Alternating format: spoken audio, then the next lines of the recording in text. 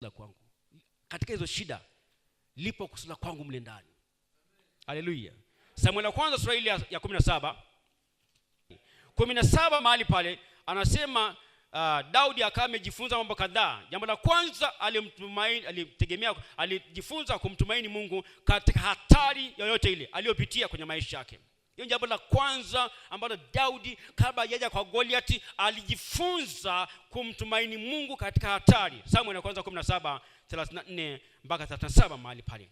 Tasoma hizo aya, muda uturuhusu kuweza kusoma, lakini ni somo ambalo ni fupi, waweza kurefusha, lakini waweza kufupisha. Lakini naomba nikwambia wazi kwamba shida, karaha unazopitia, maumivu ambayo leo unapitia, mateso yoyote ambayo unapitia leo yasikubabaishe, yasikufanye kuwa na hofu, yasikufanye umwache Mungu wa rehema, yasikufanye uache kusoma Biblia, yasikufanye uweze kutafakari mambo yako, yasikufanye uache kumwomba Mungu wa rehema, yasikufanye kurudi nyuma.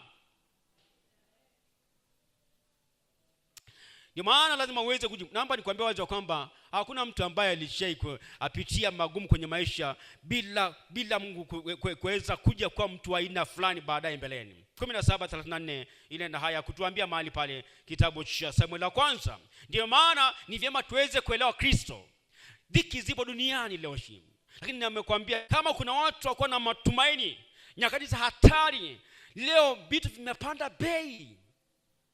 Vitu vimepanda bei, maisha yanazidi kuwa magumu. Je, unatafsiri vipi hiyo hali unayopitia leo hii? Unatafsiri vipi? Mungu amekuacha? Hapana, Mungu yupo. Mungu hajamwacha Daudi, Mungu hajamwacha Yusufu, Mungu hajawaacha watu wake Israeli walionekana kwamba ni dhaifu mbele ya kina Hamani. Na maandiko yote yaliyokwenda kwenye majibu ya mfalme wanasema hawa jamaa mwezi wa 12 tunawachinjilia wote mbali.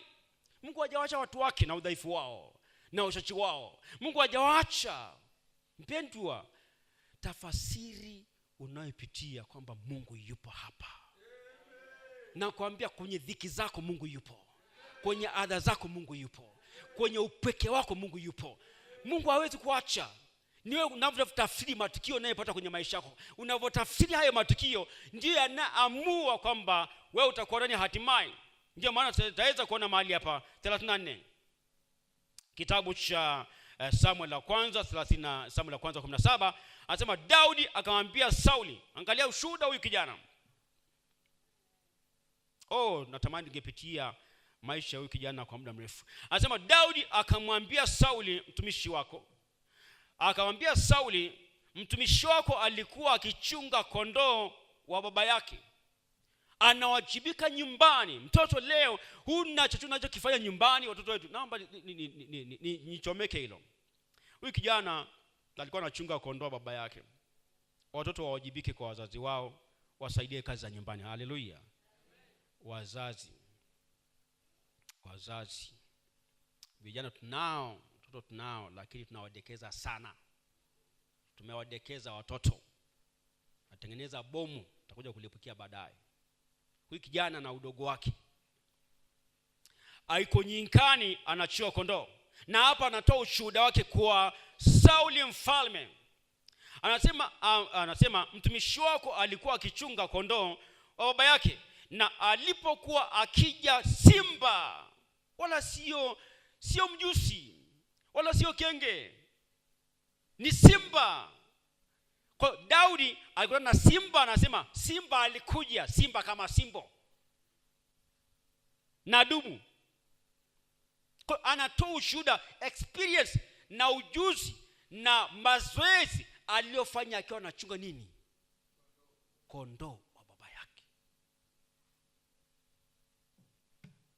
Haleluya. Akija simba na dubu, akamkamata mwana kondoo wa lile kundi. 35. Mimi hutoka. Sema mimi hutoka. Utatoka. Utakutana na watu wanakuambia, yani analia. Vipi dada, mbona unalia? Vipi kaka, mbona ninapata hasara? Shilingi ngapi? Ninapata hasara 70,000. Tumepata 500,000 hasara. Wewe sembuse hii. Kwa sababu na uzoefu. Sawa. Unaweza kumtia moyo huyu ambaye amekutana na nini? Na kadubu kake na kasimba kake. Na pia sabeni. Nishapata hasara 200,000. Lakini nasimama bado.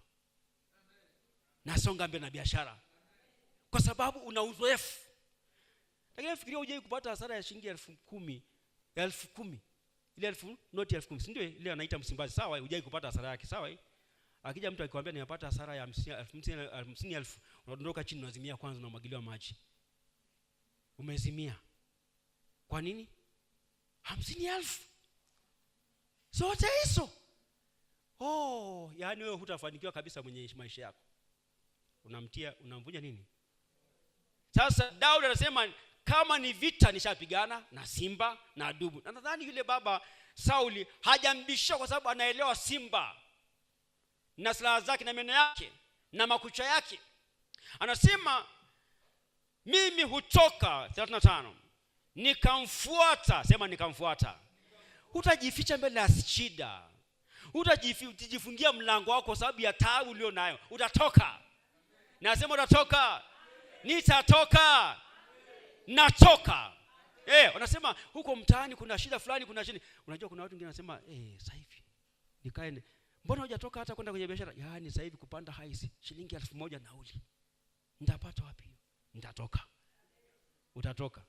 Kwa hiyo Daudi anasema kwamba anapokuja simba na dubu, mimi mtumishi natoka. Mimi natoka, nikamfuata, nikampiga. Je, utampiga? Utampiga. Nasema utampiga. Je, ameshia hapo? Nikampokonya kinywani mwake.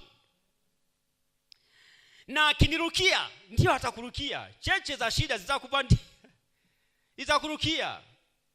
Sawa? Akinirukia, unafanya nini?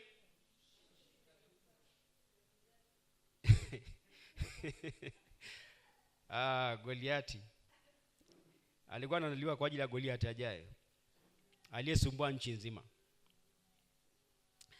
Anasema akinirukia, humshika ndevu zake, nikampiga, nikamuua. Nikampiga, nikamuua. Nikampiga, nikamuua. Nikampiga, nikamuua. Nikampiga, nikamuua. Atakufa kwa jina la Yesu. Kila testo, kila ugonjwa itakufa katika jina la Yesu. Huyu ni Daudi ambaye tunamwangalia tu akimuua Goliati bila kujua rekodi yake ya mwanzo ilikuwaje. Na ndio leo unakataa pia kuandika rekodi yake ya maisha. Utapitia. Na unajua baba yake alikuwa anafahamu, ndugu zake alikuwa afahamu, kina Eliabu, kina nani, hawafahamu alichokuwa anapitia. Lakini sasa anafunua. Simba, dubu. Akinirukia, kamata. Fanya nini? Kuna Daudi mahali hapa sikia leo. Kwa Daudi alijifunza kumtumaini Mungu kwenye hatari. Hiyo ndio kitu cha kwanza. Hatuna muda kuangalia vitu vyote. Daudi alijifunza kumtumaini Mungu katika hatari. Kitabu cha Zaburi 56:3-4. Daudi alijifunza kwa ushindi hautokani na nguvu za wanadamu. Alijifunza kwamba ushindi wa kushinda si nguvu za wanadamu bali nguvu za Mungu aliye hai. Na ndio maana leo hii katika maisha yetu lazima tuweze kuelewa matukio ya maisha yanaweza kutokea na kuweza kutukabili. Njaa, hatari, nini, uchumi kuyumba. Usinungunike. Daudi hajasema nikalalamika. Na hata yule kijana anasema najua baba, mimi tu nachunga kondoo mwenyewe, mimi tu nahangaika mwenyewe. Wengine mbona kaka zangu haunisaidii? Leo kuna watoto ambao kituma kazi wengezake amekaa. Nilikuwa na kijana mmoja juzi akaniambia nyumbani kwetu saa 11 nilikuwa naamshwa. Akasema baba, mbona unanitesa sana? Akaniambia amka wewe, unaanza nini? Kijana mdogo shule ya msingi. Amezoea hivyo, anaamka. Nikamwambia leo, akasema zamani nilikuwa naona kama wananifanya nini? Wananitesa. Leo yani imenifundisha kazi. Baba hayupo, mama hayupo. Mimi mwenyewe napambana. Naamka saa 10 usiku. Mazoezi. Unaendekeza mtoto, unajua mtoto wangu mwacha alale. Mwacha alale. Alishasema hapa. Shazungumza sana habari ya wazazi. Wewe mdekezi, mpambe, simpe kazi nyumbani, asichote maji, asideki hata kama ni wa kiume. Mtoto hapana, hapana, bado mdogo. Samani jamani. Msema mchungaji sasa anatukoroshe, tuvisha ukorofi. Naomba nikwambie hivi, hawa watoto tunawadekeza sana. Na ndio hasa wamekuwa hivi walivyo. Sawa? Wamekuwa hivi walivyo. Vijana leo ni wakorofi, hawaambiliki, na ndio wengi wanaoendesha bodaboda sasa hivi wanakufa kama nini. Sababu tumedekeza vibaya. Malizi mambo. Daudi hakulalamika, kimya. Yusuf naye pia, kumbuka, ndugu zake alienda kuangalia, babake akamwambia nenda kaangalia ndugu zako wanaishije, wanaendeleaje kule nyikani. Akamwambia baba, nimeenda nimekuta kina kaka wanafanya ABC. Katoa taarifa. Vijana waliotumwa waaminifu. Daudi naye pia alituma. Chunga kondoo, simba yupo, wala kumwambia kaka unajua nimekimbia. Hakukimbia nyumbani, asema hii mimi nakabiliana nayo. Kumbe Mungu alikuwa anamwandaa kwa mfalme. Wafalme wanaendelea kwenye mazingira hayo, wapendwa. Maandalizi yako kwa leo njaa tu ya siku moja. Yaani njaa tu ya siku moja inakufanya vipi leo ujaje kanisani? Yaani mchungaji sijanywa hata chai asubuhi. Kristo. Hivi utakuwa mtu aina gani kwenye maisha yako? Njaa tu ya kukosa breakfast, kukosa chai tu asubuhi inakunyongonyesha. Lunch hakuna, mpaka unasema wokovu basi natupa wokovu. Utakuwa Mkristo aina gani? Kwa sababu utapitia, I tell you, utapitia. Magoliath wako wapo. Lakini kabla hujamuua Goliath wako, lazima simba na dubu waue. Hao ndio wanafanya nini? Wanakutunisha misuli ya imani. Shida ije, adha ije, yes, najua hili. Hivi upitia shida ukamwambia Bwana asante kwa sababu unanifundisha kitu. Ukapitia shida fulani, mikasa fulani, ukachukia, haleluya, kwa sababu najua kuna kitu najifunza mahali hapa. Kwenye maisha mafunzo ni mengi. Na Mungu anaruhusu hali matukio asili yatufundishe sisi. Na ndio maana akatumia matukio asili kumfundisha Daudi ajifunze kwa simba na dubu, mnyama mkali. Kitabu cha Zaburi ya 56 mahali pale tusome, alafu tutakwenda kusoma, tumuombe Mungu aliye hai. Kitu ambacho Daudi alijifunza ni kumtumaini Mungu kwenye hatari. Ndio Daudi kuna mahali anasema siku ya hofu yangu nitakutumaini wewe. Amina. Kuna Daudi wa leo yupo mahali hapa. Siku ya hofu yako utamtumaini Mungu. Utamtumaini Mungu aliye hai. Usiruhusu mashaka, usiruhusu kufa moyo. Don't ever give up. Sikata tamaa. Uwe na record kwamba nimepitia hapa. Uwe na historia kwamba nilianzia hapa. Hapa tumemwona Daudi anatoa historia. Mzee, huyu Mfilisti huyu hapa ndamua, kwa sababu mimi mtumishi wako nilimuua simba na dubu. Anatoa historia. Wewe una historia gani? Una historia gani wewe? Naodokoleaga kipindi fulani